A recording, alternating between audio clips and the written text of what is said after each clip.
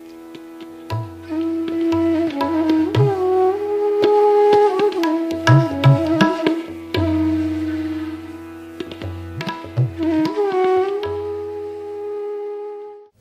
is alcohol. Alcohol was created for polishing. It's very good. For example, if you have to polish your crystal, you should use gin. It's very good for diamonds or anything. It's just a polish. It's a polish for the for anything. It gives a polish. See, alcohol is a polish, and its composition is such that it gives a polish to a thing. Now God wanted you to have polished surfaces and polished things and all the clean look of it, so He gave you this polish. Now you started drinking it. Now what to do? He never asked you to drink. But if you drink that, then it polishes your intestines also. But it has its own nature. It doesn't have any idea of morality. Poor thing. We can't blame the alcohol, because it is supposed to polish. Wherever you put it, it polishes, all right? So it polishes your liver also nicely. And when the liver is nicely polished, then what happens? That the heat from the liver, which is for the expulsion from the body, it has to pass into the bloodstream, cannot, because there's a barrier. And because of that barrier, poor liver does not know what to do.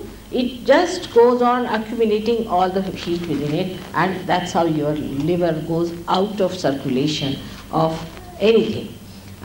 You have liver problems and you feel very giddy, nauseating, and liver is the one which really cleanses your attention. Whatever you gather from your attention, it cleanses. So you become horrid.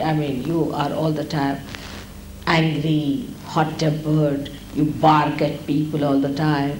All that thing is typically liverish, you see. You grow tall like that, absolutely straight line, and you become very hot-tempered. Sometimes you could be hawk-like, so people will be afraid of going nearer such a person, because such a person can be very dry personality. And that's why you'll find drunkard people, if they are over-drunk, you go near them, they'll just beat you for nothing at all. It sometimes happens that by chance, if you go and ask some drunkard that was the time in the night, you will have it. So, because it spoils your awareness. And in that awareness, a nice man also could be like that. But of course, there could be a case where a person might become better. That is also another thing that can happen when you get possessed by this left side movement, because alcohol reduces your awareness, and you go to the left side, movement to the left side may give you a feeling, oh, I'm very much better now, and sort of you get happy because your ego is subsided and everything is all right, and I'm really morbid now, I cannot hit anyone, and let me have a little bit and sleep off. But next day, there's a hangover, and you feel so horrible with it that you don't know what to do. It's something, then again you want to have it in the night, because you want to again go to the same realm into the left side. Now this left side realm apparently shows that there is reduction in the weight of the ego, but it does not, it wobbles. What happens that you go to the superego on the left hand side to see there, and the ego then thinks that it has gone down, because the superego increases in size. But when superego increases, the ego is pushed down, and then when you come to your ego condition, then it pushes down. So there's a big wobbling going on, and such people get ultimately very much confused. They might end up in a lunatic asylum, I don't know what they do, but when they are even sane, you can find they lose the grip over life. For example, such people can become very frivolous and cannot feel the joy of life without drinking. It's most amazing that people can't enjoy each other unless and until there's a glass in between. Human beings are so beautiful, and they have the capacity to enjoy each other so much. They are the only ones who are blessed more than anybody else. But if there's a glass all the time in between, then they can just bark at each other. They cannot enjoy each other. The enjoyment should be complete when there's nothing in between. Now this is what I was telling you, this Nabhi Chakra. This Nabhi Chakra gets ruined also when we take to alcohols or serious things like that, drugs, or even I've seen certain medicines can spoil this. Then you get a problem with other things like digestion, you get constipation, all sorts of things take place by which you develop gas troubles and other troubles and then your heart troubles, and it goes on one after another. I do not say that it's only alcohol that will cause. There are other causes also, but alcohol can never be helpful in giving you good health. Some people have a feeling that if you take alcohol then only you will keep good health. It's a wrong thing. Because health is not only physical health, it's also mental health. People think that physical health is the end of everything. Is absolutely wrong, because we are not only the physical being, we are also the mental being and the emotional being.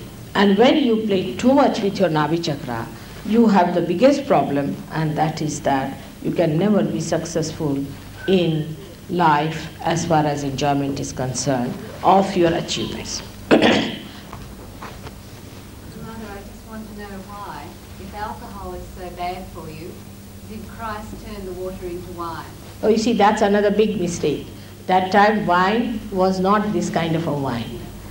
You see, people used to take wine which is grape juice. Even today, if you go to Jerusalem, you get wine which is not fermented. It is prohibited in the Bible, if you read Moses or Abraham, to take these strong drinks. It is described very clearly. But why Christ did not talk about alcohol? There's a difference between wine and alcohol. Wine which is fermented and wine which is a real wine. You see, otherwise he would say fermented wine. And that's a very common drink, and I also enjoy it very much. Grapes I love, so ordinary grape juice was the wine. But about this alcohol, he didn't talk much, because you see, now I'm with you, I have to give you realization, so I'm talking about Kundalini and realization, isn't it? Now, Christ did not have to deal with Kundalini at that time, but he had to talk of eternal life, so he talked about that, and he showed with his life that life is eternal by his resurrection. Now, Abraham and Moses, all these primordial masters are concerned with your attention and with your sustenance, so all of them, whether it was Muhammad or anyone, have talked against alcohol. You see, whatever was their job was to look after the sustenance of the stomach. And we can see clearly that how can anybody who is of Christ quality give you wine to drink, which goes against your awareness? It's impossible.